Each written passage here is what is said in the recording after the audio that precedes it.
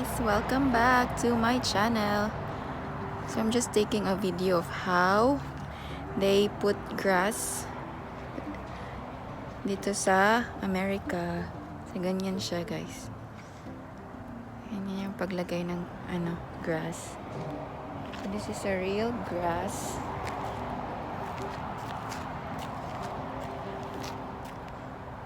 Yan, parang naka siya.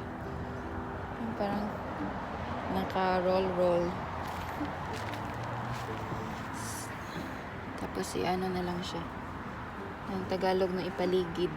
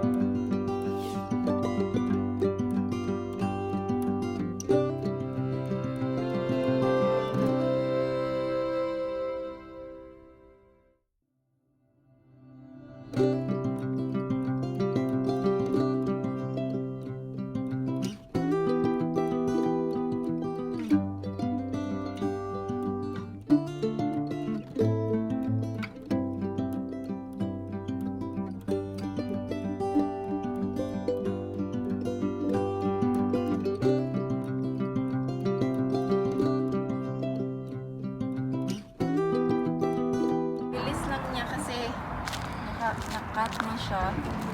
So, binili tong grass na to sa tinda. Saan nabili to da? Sa nursery? Ba yan? Nabibili. Tapos, nakakat na siya. Tapos, mabilis lang kasi i-roll na lang siya. Ganun.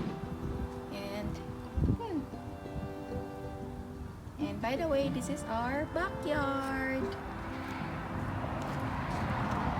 Kakapagawa pa lang namin ng aming backyard. Ano ba? 4 weeks na to. 4 weeks na ginagawa yung backyard namin.